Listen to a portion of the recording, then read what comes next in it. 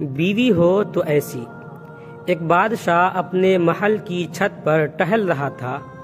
ٹہلتے ٹہلتے اس کی نظر محل کے نزدیک گھر کی چھت پر پڑی، جس پر ایک بہت خوبصورت عورت کپڑے سکھا رہی تھی۔ بادشاہ نے اپنے ایک باندی کو بلا کر پوچھا، کس کی بیوی ہے یہ؟ باندی نے کہا، بادشاہ سلامت، یہ آپ کے غلام فیروز کی بیوی ہے۔ بادشاہ نیچے اترا۔ بادشاہ پر اس عورت کے حسن و جمال کا سحر سا چھا گیا تھا۔ اس نے فیروز کو بلایا۔ فیروز حاضر ہوا تو بادشاہ نے اس سے کہا، فیروز، ہمارا ایک کام ہے، ہمارا یہ خط فلاں ملک کے بادشاہ کو دے آؤ اور اس کا جواب بھی ان سے لے آنا۔ فیروز اس خط کو لے کر گھر واپس آ گیا۔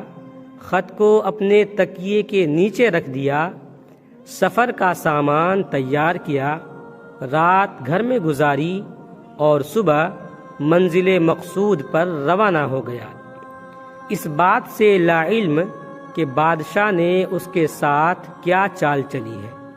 ادھر جیسے ہی فیروز نظر سے اوجھل ہوا، بادشاہ چپکے سے فیروز کے گھر پہنچا اور آہستہ سے فیروز کے گھر کا دروازہ کھٹکھٹایا۔ فیروز کی بیوی نے کہا، کون ہے؟ بادشاہ نے کہا، میں بادشاہ ہوں، تمہارے شوہر کا مالک۔ تو اس نے دروازہ کھولا۔ بادشاہ اندر آ کر بیٹھ گیا۔ فیروز کی بیوی نے حیران ہو کر کہا، آج بادشاہ سلامت یہاں ہمارے غریب خانے میں؟ بادشاہ نے کہا، میں یہاں مہمان بن کر آیا ہوں۔ فیروز کی بیوی نے بادشاہ کا مطلب سمجھ کر کہا، میں اللہ کی پناہ چاہتی ہوں آپ کے اس طرح آنے سے، جس میں مجھے کوئی خیر نظر نہیں آ رہی۔ بادشاہ نے غصے میں کہا، اے لڑکی، کیا کہہ رہی ہو تم؟ شاید تم نے مجھے پہچانا نہیں، میں بادشاہ ہوں، تمہارے شوہر کا مالک۔ فیروز کی بیوی نے کہا، بادشاہ سلامت، میں جانتی ہوں کہ آپ ہی بادشاہ ہیں، لیکن بزرگ کہہ گئے ہیں، شیر کو اگرچہ جتنی ہی بھوک لگی ہو، وہ مردار تو نہیں کھانا شروع کر دیتا۔ اور کہا، بادشاہ سلامت، تم اس کٹورے میں پانی پینے آئے ہو جس میں تمہارے کتے نے پانی پیا ہے۔ بادشاہ اس عورت کی باتوں سے بڑا شرمسار ہوا اور اس کو چھوڑ کر واپس چلا گیا، لیکن اپنے چپل وہیں بھول گیا۔ یہ سب تو بادشاہ کی طرف سے ہوا۔ اب فیروز کو آدھے راستے میں یاد آیا کہ جو خط بادشاہ نے اسے دیا تھا وہ تو گھر پر ہی چھوڑ آیا ہے۔ اس نے گھوڑے کو تیزی سے واپس موڑا اور اپنے گھر کی طرف لپکا۔ فیروز اپنے گھر پہنچا تو تکیے کے نیچے سے خط نکالتے وقت اس کی نظر پلنگ کے نیچے پڑے بادشاہ کے نالین یعنی چپل پر پڑی، جو وہ جلدی میں بھول گیا تھا۔ فیروز کا سر چکرا کر رہ گیا اور وہ سمجھ گیا کہ بادشاہ نے اسے سفر پر صرف اس لیے بھیجا تاکہ وہ اپنا مطلب پورا کر لے۔ فیروز کسی کو کچھ بتائے بغیر چپ چاپ گھر سے نکلا۔ خط لے کر وہ چل پڑا اور کام ختم کرنے کے بعد بادشاہ کے پاس واپس آیا تو بادشاہ نے اسے انعام کے طور پر 100 دینار دیے۔ فیروز دینار لے کر بازار گیا اور عورتوں کے استعمال کے قیمتی کپڑے اور کچھ تحائف بھی خرید لیے۔ گھر پہنچ کر بیوی کو سلام کیا اور کہا، چلو تمہارے میکے چلتے ہیں۔ بیوی نے پوچھا، یہ کیا ہے؟ کہا، بادشاہ نے انعام دیا ہے اور میں چاہتا ہوں کہ تم یہ پہن کر اپنے گھر والوں کو بھی دکھاؤ۔ بیوی، جیسے آپ چاہیں۔ بیوی تیار ہوئی اور اپنے والدین کے گھر اپنے شوہر کے ساتھ روانہ ہوئے۔ داماد اور بیٹی اور ان کے لائے گئے تحائف کو دیکھ کر وہ لوگ بہت خوش ہوئے۔ فیروز بیوی کو چھوڑ کر واپس آ گیا۔ 1 مہینہ گزرنے کے باوجود نہ بیوی کا پوچھا اور نہ اس کو واپس بلایا۔ پھر کچھ دن بعد اس کے سالے اس سے ملنے آئے اور ان سے کہا، آپ ہمیں اپنی بہن سے غصے اور ناراضگی کی وجہ بتائیں یا پھر ہم آپ کو قاضی کے سامنے پیش کریں گے۔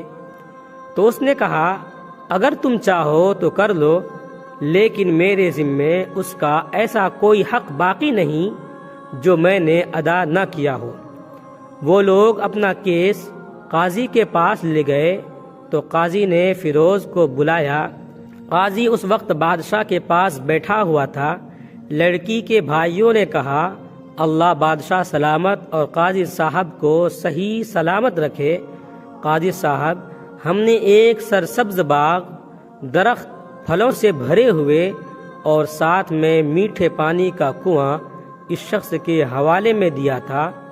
اس شخص نے ہمارا باغ اجاڑ دیا، سارے پھل کھا لیے، درخت کاٹ لیے اور کنویں کو خراب کر کے بند کر دیا۔ قاضی فیروز کی طرف متوجہ ہو کر پوچھا، ہاں تو لڑکے، تم کیا کہتے ہو اس بارے میں؟ فیروز نے کہا، قاضی صاحب، جو باغ مجھے دیا گیا تھا وہ اس سے بہتر حالت میں نے اسے واپس کیا ہے۔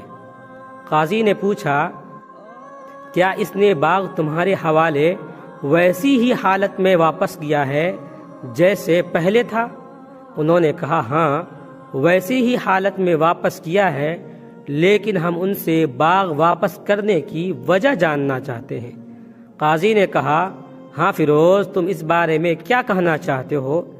فیروز نے کہا، قاضی صاحب، میں باغ کسی بغض یا نفرت کی وجہ سے نہیں چھوڑا، بلکہ اس لیے چھوڑا کہ ایک دن جب میں باغ میں آیا تو اس میں نے شیر کے پنجوں کے نشان دیکھے تو مجھے خوف ہوا کہ شیر مجھے کھا جائے گا، اس لیے شیر کے اکرام کی وجہ سے میں نے باغ میں جانا بند کر دیا۔